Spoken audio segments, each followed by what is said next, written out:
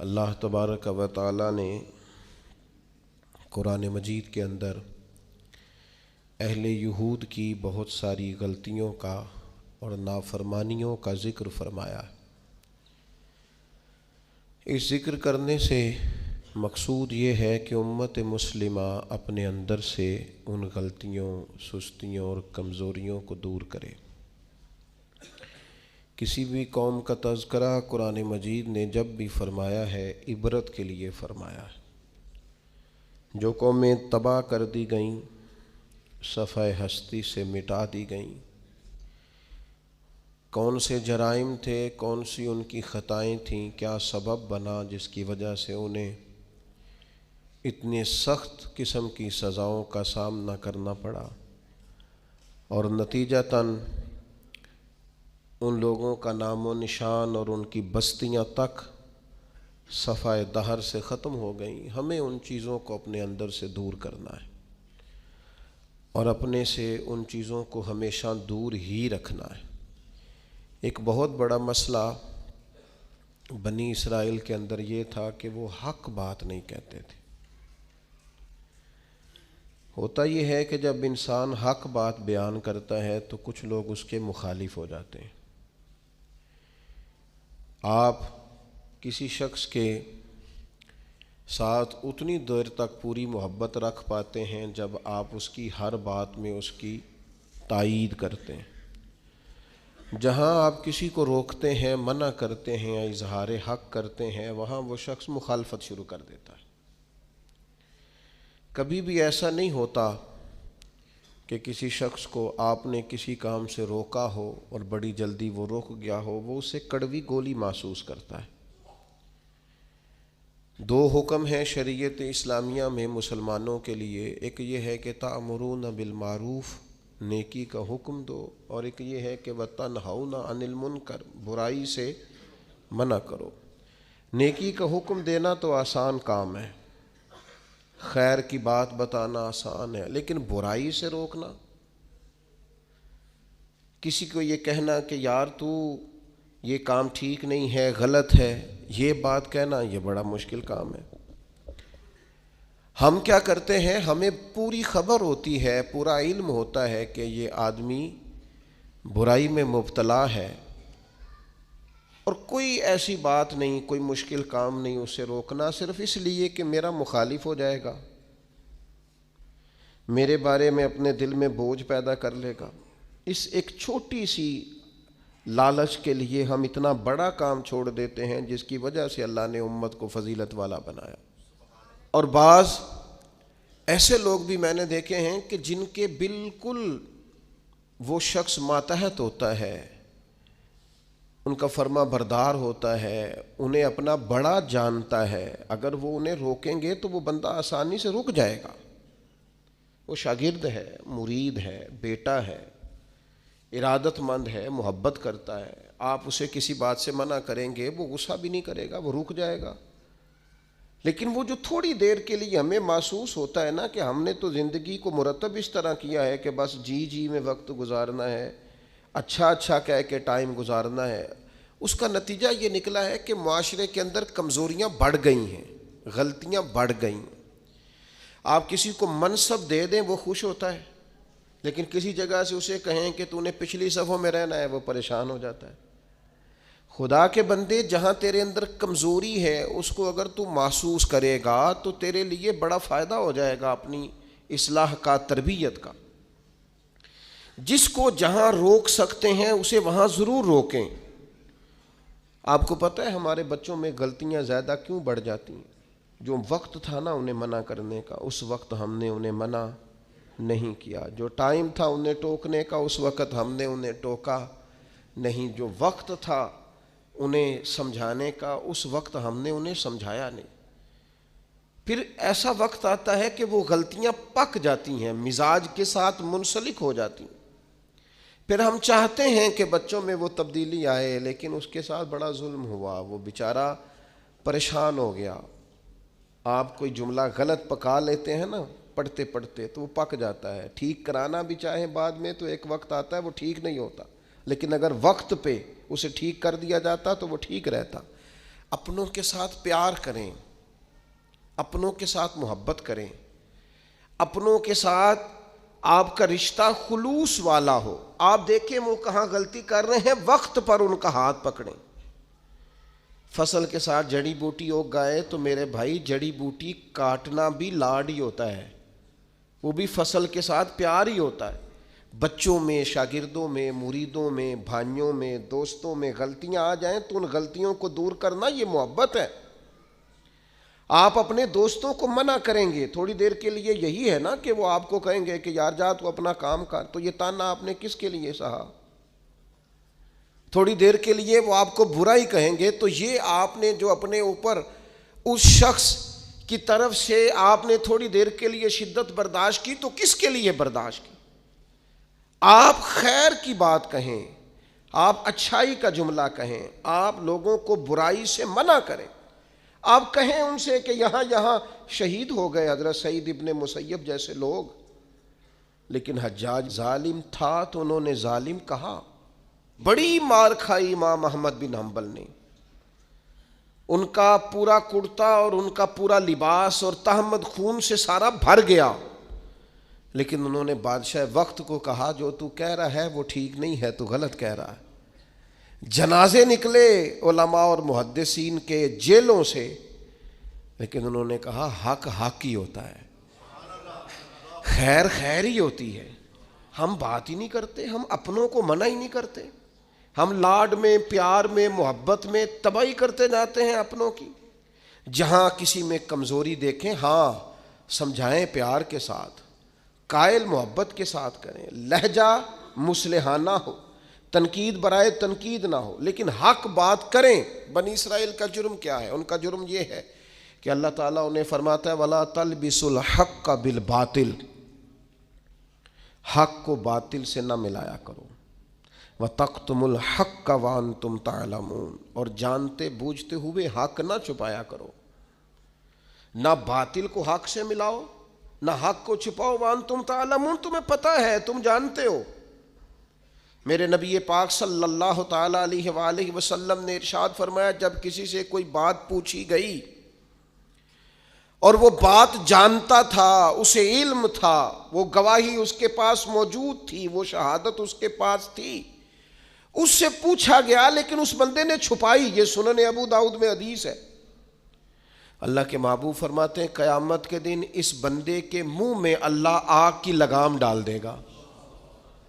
لو اب تیرے منہ میں لگام ڈال دی اور وہ بھی آگ کی، اب نہ بولنا، چونکہ جب حق بولنے کا ٹائم تھا تب تو نہیں بولا، جب تیری ضرورت تھی، جب تیرے کہنے سے مظلوم بچ سکتے تھے، جب تیرے بات کرنے سے ظالم پکڑے جا سکتے تھے، جب تیرے دو جملے کہنے سے کسی شخص کی زندگی بھر کی جمع پونجی بچ سکتی تھی، تو بولا نہیں، تو آج تو میدان محشر میں آیا ہے۔ تو میرے محبوب کہتے ہیں، حضور فرماتے ہیں رب اس کے منہ میں آگ کی لگام ڈالے گا۔ اقبال کہنے لگے اپنے بھی خفا مجھ سے ہیں اور بیگانے بھی ناخوش، کیوں؟ میں کہتا ہوں وہی بات سمجھتا ہوں جسے حق۔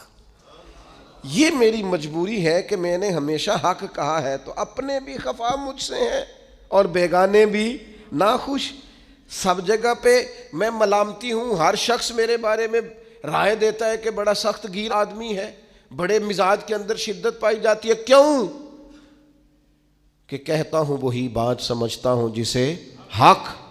گروپ بنے ہوئے ہیں، گروہ بندیاں ہو گئیں، کلمہ حق کہیں۔ یہودیوں نے جرم کیا کیا تھا؟ انہیں پتا تھا کہ نبی پاک اللہ کے رسول ہیں، اور کتنا پتا تھا؟ اللہ قرآن مجید میں ارشاد فرماتے ہیں یعرفونہ کما یعرفون ابناءہم، محبوب یہ آپ کو اس طرح جانتے ہیں جس طرح بندہ اپنے بیٹے کو پہچانتا ہے۔ یہ جو اہل کتاب ہے نا، یعرفونہ کما یعرفون ابناءہم، آپ کو اس طرح پہچانتے ہیں جس طرح بیٹوں کو پہچانتے ہیں۔ تورات کے اندر انہوں نے آپ کی ساری خبریں پڑھ لی ہیں، ایک ایک نشانی جانتے ہیں۔ حضرت عبداللہ ابن سلام فرماتے ہیں اللہ کا قرآن اتنا سچا ہے، میں نے تورات پڑھی ہوئی ہے، میں مسلمان ہوا ہوں، میں تمہیں قسم اٹھا کے کہتا ہوں کہ جس طرح میں اپنے بیٹے کو پہچانتا ہوں نا، اس سے بڑھ کر مجھے تورات نے بتایا ہے کہ رسول رحمت اللہ کے سچے رسول ہیں۔ لیکن نہیں ماننا تو نہیں ماننا، اڑ جانا ہے تو اڑ جانا ہے۔ گروہ پرست ہو جاتے ہیں لوگ، حق پرست نہیں ہوتے۔ پارٹی کو سپورٹ کرتے ہیں، حق کو سپورٹ نہیں کرتے۔ اپنے گروپ کے حمایتی ہیں، حق کے حمایتی، برادری کے حمایتی ہیں، پر حق کے حمایتی نہیں ہیں۔ اپنی تنظیم کے، جماعت کے، اپنے آپ کے حمایتی ہیں، حق کے حمایتی۔ بندہ مومن گروہ پرست نہیں ہوتا، بندہ مومن حق پرست ہوتا ہے۔ وہ دیکھتا ہے حق کدھر ہے، وہ حق پرست۔ چھوڑ دیں یار، تھوڑی سی زندگی ہے، گروہ پرستی نہ کریں، اپنے آپ کے ساتھ جھوٹ نہ بولیں، اپنے آپ کو دھوکہ نہ دیں، لوگوں کی گڈ بک میں آنے کا شوق چھوڑ دیں، رب کی بارگاہ کے اندر، اپنے ضمیر کی عدالت کے اندر اپنے آپ کو رکھیں۔ خدا را ساری زندگی اپنی شخصیت کو اور اپنے کردار کے حسن کو چھپا کر نہ گزار دیں۔ ساری زندگی جو آپ کے اندر ایک مومن بیٹھا ہے، اس مومن کو صلح کے وقت کیوں گزارتے ہو؟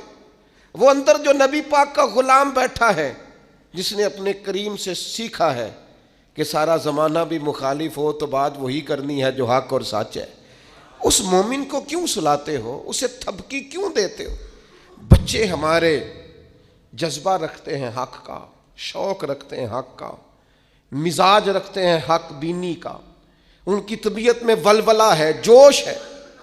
ہم انہیں مداحنت سکھاتے ہیں، ہم انہیں کہتے ہیں نہ بیٹا گراؤنڈ ریالٹی دیکھو، نہ میرا بیٹا تم نہ بات کرنا، نہ ہمارا کیا لینا دینا، کاروبار ٹھیک چل رہا ہے، دکان ٹھیک چل رہی ہے، ادارہ ٹھیک چل رہا ہے، خبردار۔ اس کا نقصان یہ ہوا ہے کہ ظلم اور جبر کے ڈیرے عام ہیں۔ جب آپ کو حق سمجھ میں آ جائے پھر دیر نہ کرنا، ورنہ دیر ہو جائے گی، پھر دیر نہ کرنا، پھر اندھیرا ہو جائے گا، پھر دیر نہ کرنا۔ اگر حق کو حق نہ مانو گے، نہ کہو گے، تو پھر اچانک باطل کو ہی لوگ حق سمجھنے لگ جائیں گے۔ پھر تم محسوس کرو گے کہ بہت سارے لوگ ایسے ہوں گے جو اندھیرے میں اٹھیں گے، اندھیرے میں چلیں گے، اندھیرے میں گر جائیں گے، اور اندھیرے میں کوئی ان کا ہاتھ پکڑنے والا نہیں ہوگا۔ اب تو جھوٹ اتنا بولا جاتا ہے کہ لوگ سچ بولنے والے کو اجنبی سمجھتے ہیں۔ اب تو ریاکاری اتنی کی جاتی ہے کہ اخلاص والا بندہ انوکھا محسوس ہوتا ہے۔ اب تو دھوکہ اتنا عام ہے کہ خالص چیز بیچ دی جائے تو لوگوں کے لیے ہضم کرنا مشکل ہو جاتا ہے۔ خدا را بندہ مومن کی یہ شان نہیں ہے۔ آپ نے ناراض نہیں ہونا، لوگ فتویٰ لینے آتے ہیں، فیصلہ کرانے آتے ہیں، لیکن وہ یہ نہیں کہتے کہ جو میرٹ ہے وہ کر دیں۔ وہ کہتے ہیں جو میں آپ کو کہہ رہا ہوں نا وہ ٹھیک ہے۔ وہ مسئلہ پوچھنے آتے ہیں تو کہتے ہیں جی وہ جگہ اس طرح ہو جائے تو پھر دین یہ بھی تو کہتا ہے نا، پھر اس طرح ہو جائے تو اسلام کا یہ حکم بھی تو ہے نا، اسلام یہ والے حقوق بھی تو بیان کرتا ہے نا۔ تو اب اس نے یہ کہا تھا تو میں جواب میں یوں نہ کرتا، اس نے پھر یہ بات کی تھی تو میرا یہ نہیں بنتا تھا۔ تو میں بہت سارے دوستوں سے خوش طبی کرتا ہوں، میں کہتا ہوں پھر آپ لکھ دیں بھلا میں نے کیا کہنا ہے، آپ مجھے لکھ کے دے دیں، میں وہ بول دیتا ہوں، اس لیے کہ ساری بات کا تو آپ کو پتہ ہے، آپ تو سب علم رکھتے ہیں، اور آپ تو مجھے اپنی رائے اس طرح سے دے رہے ہیں کہ جس طرح میں وہی کہہ دوں جو آپ، تو پھر آپ کو آنا ہی نہیں چاہیے تھا، گھر میں فیصلہ کر لیتے۔ خدا کے بندے اپنے آپ پر فیصلے نہ کرو، اپنے آپ کو قانون کے حوالے کرو، پروٹوکول سے نکل آؤ۔ میں اور آپ اس رسول کے ماننے والے ہیں جس کریم محبوب نے وصال ظاہری سے پہلے منبر پر بیٹھ کر صحابہ سے کہا تھا میرا ارادہ ہو گیا ہے لوٹ جانے کا، میری طرف سے کسی کو تکلیف پہنچی ہو تو میں حاضر ہوں۔ آنا ذرا ایک ایک کر کے، ہم بھی 2 منٹ کے لیے بہو سے پوچھ نہ لیں، داماد سے پوچھ نہ لیں، جس بیوی نے ساری زندگی کوڑے کے نیچے وقت گزارا ہے اس سے پوچھ نہ لیں کہ تو میری طرف سے راضی ہے کہ ناراض ہے، پڑوسیوں سے 1-2 دفعہ بات کر نہ لیں۔ ایک صحابی اگر میدان بدر کے اندر عرض کرتے ہیں کہ یا رسول اللہ آپ نے صفیں سیدھی کراتے وقت مجھے تیر چبھویا ہے، حضور تو معصوم عن الخطا ہے، محبوب کے لیے تو یہ تصور کرنا جرم ہے، لیکن ہماری تعلیم کے لیے وہ صحابی کیا کہتے ہیں؟ حضور مجھے تیر چبھویا ہے، تو محبوب کیا فرماتے ہیں؟ مجھے استثناء حاصل ہے، وزیر اعظم پر، گورنر صاحب پر اور صدر پر پرچہ ہی نہیں ہو سکتا، میں چونکہ فلاں عہدہ رکھتا ہوں لہذا میرے ساتھ کیسے تو نے بات کر لی؟ یہ میرے رسول کا دیا ہوا طریقہ ہے۔ محبوب کریم نے گویا اپنے لفظوں میں بات کر رہا ہوں، حضور نے جو قانون بنایا تھا محبوب نے خود اپنے آپ کو اس قانون کے حوالے کیا، فرمایا آ جا میں کرتا ہٹاتا ہوں تو بدلہ لے لے، نا آؤ نا 2 منٹ کے لیے اپنے آپ کو کٹہروں میں کھڑا کرو نا، آؤ جس جگہ پہ بیٹھ کے 25-30 سال سرکاری نوکری کی ہے، آؤ نا اپنے آپ کو کٹہرے میں کھڑا کرو، اپنی عدالت میں اپنے آپ کو پیش کرو۔ نوکری کی ہے کہ تعلقات نبھائے ہیں، سرکاری نوکری کی ہے کہ افسروں کو راضی کیا ہے۔ آؤ نا، جن کو منصب ملے ہیں، منصب جن کو عہدے ملے ہیں، جن کو بڑا کچھ ملا ہے، وہ تھوڑی دیر کے لیے آئیں نا اپنے آپ کو کٹہروں میں کھڑا کریں۔ وہ پیر صاحب، وہ مولوی صاحب جن کے لوگوں نے ہاتھ بھی چومے اور ان کے پیروں میں نذرانے بھی ڈالے، اور گھنٹوں لوگوں نے سڑکوں پہ پھول لے کے جن کا استقبال بھی کیا، اور جن کے بچوں کو بھی لوگوں نے سلوٹ کیا کہ یہ شیخ کی اولاد ہے، وہ آئے نا کبھی کٹہرے میں کھڑے ہو کے بتائیں نا جس دین نے انہیں اتنا دیا ہے انہوں نے اس دین کو کیا دیا ہے۔ وہ اپنی عدالت میں خود پیش ہوں، وہ بتائیں کہ تم بتاؤ نا، تمہارے ارد گرد والے بہت سارے لوگ وہ بھی ہیں جو چھابڑی لے کے سودا بیچنے جاتے ہیں، تمہارے ساتھ اٹھنے بیٹھنے والے وہ بھی ہیں جو 30-40 ہزار کی نوکری کرتے ہیں، خس خس جنہ قدر نہ میرا تے صاحب نو وڈیائیاں، میں تے گلیاں دا روڑا کوڑا تے محل چڑھایا سائیاں، تو دے نہ جواب دے۔ لیکن حق بات کی جرت ہی نہیں، مزاج ہی نہیں، طے کر لیا ہے کہ حق نہیں کہنا، صرف گروپ بندی کرنی ہے، صرف مزاج یہ بنا لیا ہے کہ میں کسی کو ناراض نہیں کرنا چاہتا، ہو جائے ساری دنیا ناراض ہوتی ہے، بس یہ سوچ کے رات سو جانا سارے ناراض ہو جائیں تو کام چل جائے گا، کہیں اللہ رسول نہ ناراض ہو جائے، یہ سوچ کے سویا کرو۔ ہمارا حضرت صفیہ رضی اللہ تعالیٰ عنہ ام المومنین ہے، آپ کا چونکہ ایک یہودیوں کی فیملی سے تعلق تھا، فرماتے ہیں میرے والد اور میرے چچا مجھ سے بڑا پیار کرتے تھے، میری طرف بڑی توجہ رکھتے تھے، تو میں جس دن حضور مسجد قباء کے قریب تشریف لائے تو میرے چچا اور والد حضور سے مل کے آئے، تو ان کی کیفیت اتنی بدلی ہوئی تھی، انداز اتنا بدلا ہوا تھا کہ میں ان سے ملنے گئی تو انہوں نے توجہ ہی نہیں کی، میں دروازے تک ان کے استقبال کو گئی، انہوں نے توجہ کوئی نہیں کی، بڑے عجیب سے پریشان تھے۔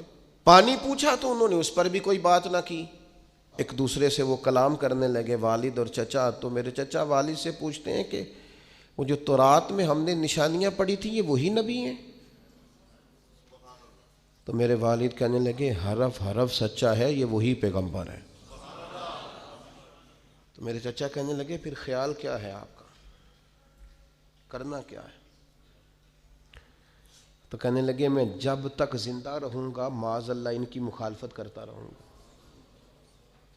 حق پہنچ گیا ہے، اطلاع آ گئی ہے، انشراح صدر ہو گیا ہے، دل گواہی دے رہا ہے سچے رسول۔ حضرت صفیہ رضی اللہ تعالیٰ عنہ ام المومنین فرماتی ہیں کہنے لگے یہ وہی رسول ہیں، ایک ایک بات سچی ہے، ایک ایک حرف سچا ہے، ایک ایک قول سچا ہے، ان کی تو ادائیں بھی وہی ہیں جو تورات زبور انجیل میں لکھی ہیں، لیکن میں ساری زندگی مخالفت کروں گا۔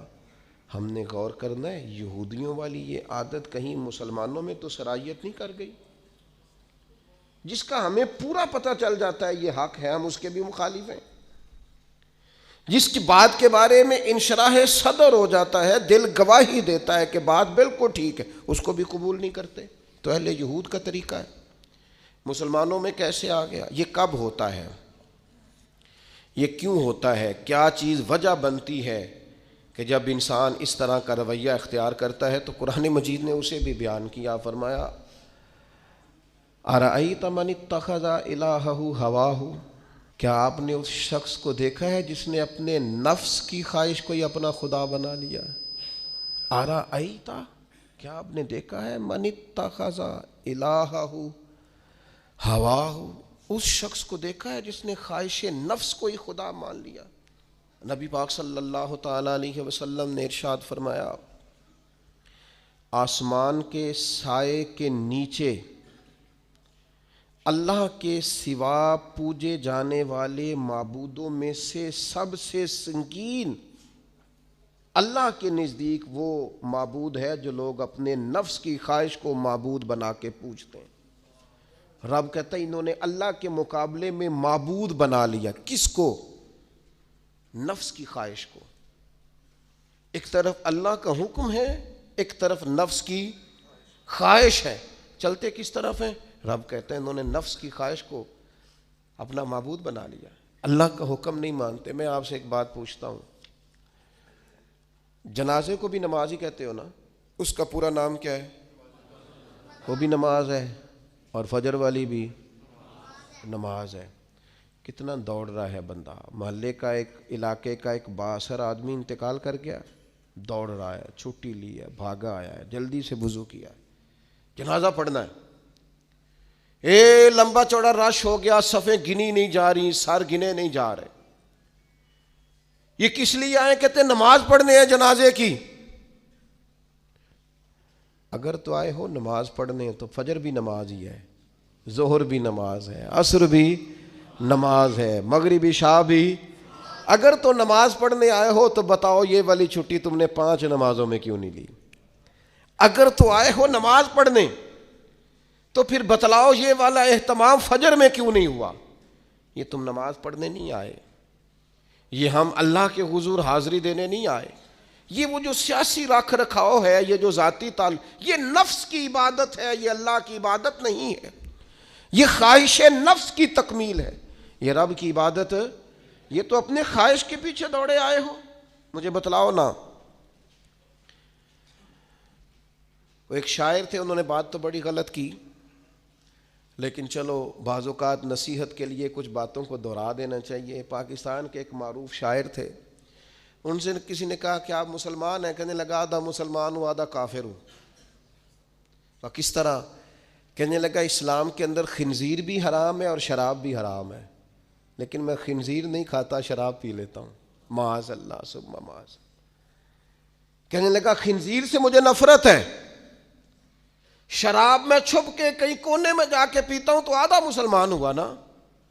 کہ اگر تو میں دین کا حکم سمجھ کے نفرت کروں تو پھر جتنی خنزیر سے کروں اتنی شراب سے بھی کروں۔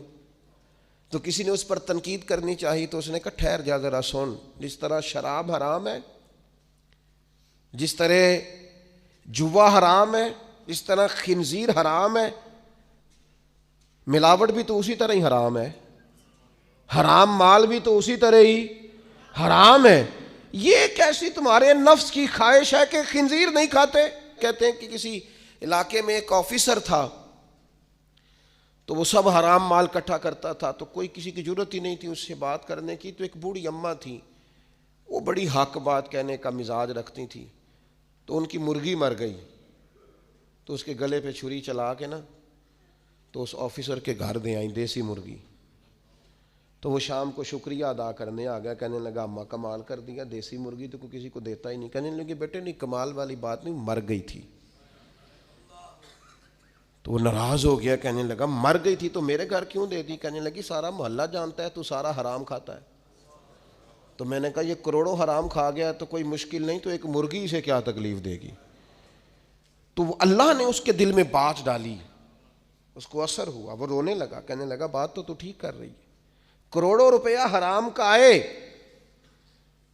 تو وہ چونکہ نفس پسند کر رہا ہے تو وہ ٹھیک ہے، اور ایک مرغی صرف چھری نہیں چل سکی مر گئی تو اس سے الٹی آ رہی ہے، کہہ رہی ہے، کیا مطلب ہے اس کا؟ وہ ہمارے ایک دوست ہیں، وہ کہتے ہیں ہمارے زمانے میں لوگ اس طرح کے پرہیزگار ہیں کہ ایک شخص کو ایک نیا جوتا مل گیا کہیں گرا ہوا، اس نے اس کا مالک ڈھونڈنا شروع کیا۔ کسی کا نیا جوتا گر گیا سڑک پہ تو ڈھونڈتا رہا، ایک پیر تھا، ڈھونڈتا رہا، وہ کس کا ہے بھائی، کس کا ہے؟ تھوڑی دیر آگے جا کے اسے اس کا دوسرا پیر بھی مل گیا، پھر اس نے مالک ڈھونڈنا چھوڑ دیا۔ پہلے وہ نیک تھا کیونکہ ایک جوتا تھا نا، پہن نہیں سکتا تھا، جیسے ہی اسے اتنی تکلیف کی بات ہے امت مسلمہ میں، نفس کی خواہش کو خدا بنا لیا، جو تیری طبیعت میں آئے ویسے ماں باپ کو تو وقت نہیں دے سکا، ویسے اگر تجھے کہا جائے کہ ماں باپ کی طرف سے کسی یتیم بچے کا خرچہ اٹھا لے، وہ تو نہیں اٹھا سکتا۔ تیرے ماں باپ چلے گئے، ان کی وجہ سے تو کسی غریب بہن بھائی سے تعاون کر تاکہ ماں باپ خوش ہوں، ایصال ثواب، وہ تو نہیں کر سکتا۔ دیکھیں چیلم پہ 50 پکیں گی، جو کہ پتہ چلے نا برادری کو کہ جناب نے چیلم کیا۔ یہ نفس کی خواہش کو خدا بنا لی۔ سیاسی افطاریاں ہو رہی ہیں، کسی کی نیت پر شک نہیں، اچھی نیت سے لوگ افطاری کراتے ہوں گے، لیکن وہ گھروں کا بھی تو ہمیں پتہ ہے نا کہ جہاں لوگ آٹا بھی اس لیے تھوڑا پکاتے ہیں کہ کل بھی اس کی ضرورت ہے۔ وہ محلے کے گھر نظر نہیں آتے؟ افطاری کے لیے ایک سجن بلایا جو پہلے کروڑ پتی، اور بلایا کہاں سے؟ لاہور سے، اسلام آباد سے، فیصل آباد، تو جو تیرے ارد گرد تھے۔ نفس کی خواہش کو خدا بنا لیا۔ بندہ مومن کی یہ شان نہیں ہے۔ جب ہم اللہ تعالیٰ کی عبادت کریں گے، آپ کو پتہ ہے انبیاء کرام علیہم السلام کو لوگوں نے کیوں شہید کر دیا؟ انبیاء کرام کی لوگوں نے کیوں نافرمانی کی؟ اللہ کے رسول تو معصوم ہیں، کسی شخص سے کوئی مطالبہ نہیں کرتے تھے۔ نبی تو خالصتاً داعی بن کر اور تڑپ لے کر اللہ کے بندوں کو رب کی طرف بلاتا ہے۔ کیوں نہیں مانی لوگوں نے بات انبیاء کی؟ حضرت لوط علیہ السلام کی بات اس لیے نہیں مانی کہ وہ ہم جنس پرستی سے، لواطت سے روکتے تھے۔ کیوں لوگوں نے نافرمانی کی حضرت ابراہیم علیہ السلام کی؟ کہ وہ کفر اور شرک سے روکتے تھے۔ کیوں لوگوں نے نافرمانی کی معاذ اللہ نبی پاک علیہ السلام کی؟ کہ حضور فرماتے تھے کوئی بڑا چھوٹا نہیں۔ کیوں سردار بنے ہوئے ہو تم؟ کیوں غریبوں کا خون چوستے ہو؟ کیوں برادری ازم کے نام پر تکبر کرتے ہو؟ لوگ نافرمان ہو گئے۔ ہم کیا کرتے ہیں؟ جیسے ہی ہمارے نفس کی خواہش کو چوٹ لگتی ہے، ہم فوری طور پر مخالف ہو جاتے ہیں۔ میں نے تو، چونکہ چھوٹا سا میرا تجربہ ہے، بہت ساری باتیں تو میں کرنا بھی نہیں چاہتا، میں نے تو دیکھا ہے مرید، شاگرد، عقیدت مند، پیار کرنے والا، اس نے بھی ایک دائرہ بنایا ہوا ہے۔ وہ کہتا ہے کہ مجھے حکم تو دیا جائے، کسی چیز سے روکا نہ جائے۔ اگر کسی جگہ سے آپ نے کسی کو مرشد ہی مان لیا ہے تو پھر تو وہ آپ کو ایسا حکم بھی دے جو بالکل طبیعت کے خلاف ہے، تو آپ یہ سمجھیں دوائی کڑوی ہے، اس میں شفا جلدی ہوگی، لیکن اس بات کے لیے تیار نہیں ہے۔ وہ ایک مزاج ہے، ایک مرضی کی طبیعت ہے، اس کے مطابق آپ دیکھیے نا، قرآن مجید ارشاد فرماتا ہے کہ یہ جو تھے نا قریش مکہ، یہ حاجیوں کو پانی پلاتے تھے، کعبے کے متولی تھے، ساری باتیں مانتے تھے، لیکن کلمہ پڑھنے کو تیار نہیں تھے۔ اللہ کریم نے قرآن مجید میں فرمایا تم نے حاجیوں کو پانی پلانا اور کعبے کی خدمت کرنا اس کے برابر سمجھ لیا ہے کہ یہ کہا جائے کہ میں اللہ اور آخرت پر ایمان لایا، اور تمہیں یہ پانی پلانا بھی تب بھی نفع دے گا جب اللہ اور اس کے رسول کو مانو گے۔ لیکن وہ اپنی مرضی کا مزاج ہے نا جی، اپنی مرضی کی طبیعت ہے۔ اپنی زندگی کے اندر کچھ چیزوں پر توجہ کریں۔ نبی پاک علیہ السلام نے فرمایا جنت اللہ تعالیٰ نے مشکلات سے ڈھانپ دی ہے، دوزخ کو اللہ نے خواہشات سے ڈھانپا ہے۔ اپنی زندگی میں اپنی خواہشات پر توجہ دیں۔ حضور علیہ السلام نے پناہ مانگی ہے، اے اللہ میں نہ ختم ہونے والی خواہش سے تیری پناہ مانگتا ہوں۔ اپنی خواہشات پر، یہ جو ہم پیری مریدی کرتے ہیں نا، یہ جو بیعت کا سلسلہ ہوتا ہے، اس میں سب سے پہلا طریقت کا حکم یہ ہے کہ مرشد آپ کو وہ حکم دے گا جو آپ کی مرضی کے خلاف، اور اگر آپ اسے صحیح کر کے قبول کریں گے نا، دیکھیں بندہ اللہ کا بندہ کب بنتا ہے؟ اللہ کا بندہ تب بنتا ہے جتنا مزہ اسے نیند میں آتا ہے نا، اگر اتنا ہی مزہ اسے فجر کے وقت نیند چھوڑنے کا ہے نا، پھر وہ رب کا بندہ ہے۔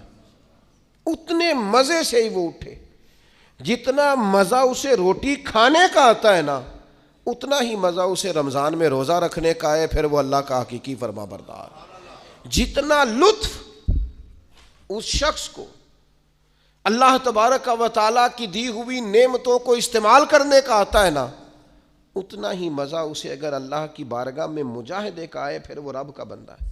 تو اپنے مزاج کے اندر حق کہنے کا حوصلہ پیدا کریں، آپ کے دائیں بائیں جو لوگ غلطیاں کریں انہیں محبت سے سمجھانے کی کوشش کریں، اور کچھ تھوڑا سا نا نفس کی مخالفت کم، جو آپ کی طبیعت میں چاہے وہ ہو جائے تو مزہ کیا رہا۔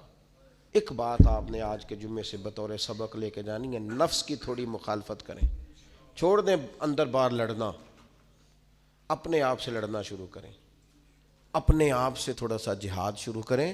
ہمارا سب سے زیادہ مسئلہ اپنے ساتھ ہے، ہمیں کسی نے پریشان نہیں کیا، صرف ہماری اپنی خواہشات نے پریشان کیا ہو۔ آپ خواہشات سے تھوڑا سا لڑیں، ایک ایک دو دو کر کے خواہشات کو چھوڑیں، آپ خود محسوس کریں کہ زندگی حسین ہو گئی ہے۔ میرے ایک سنگی ہیں، کوئی اختلاف ہو گیا ان کا گھر کے اندر، تو میں نے بلایا، میں نے کہا کیا ہوا ہے؟ تو انہیں پہلے سٹے آکھیا، انہوں نے کہا حضور ساری غلطی میری ہے، بڑی کوشش کرنا پر میرا اپنے آپ تے کنٹرول، میرا دل خوش ہو گیا، ورنہ آج کل ساری غلطی میری ہے، یہ تے سوال ہی نہیں نہ پیدا ہوتا، میں تے غلطی کراں، یہ کتے لکھے ہے، میں ہی تے نہیں کرتا، باقی ساری دنیا کر دی۔ یہ چھوڑ دیں، یہ بہت بڑی بات ہے کہ انسان تھوڑا سا دو قدم پیچھے ہٹ کے کہ نہیں، غلطی تو ساری ڈھونڈتا پھرتا ہوں، اے اقبال میں اپنے آپ کو ڈھونڈتا پھرتا ہوں، اے اقبال اپنے ڈھونڈتا پھرتا ہوں، اے اقبال اپنے آپ کو، آپ ہی گویا مسافر، آپ ہی منزل ہوں میں، وما علینا الا البلاغ۔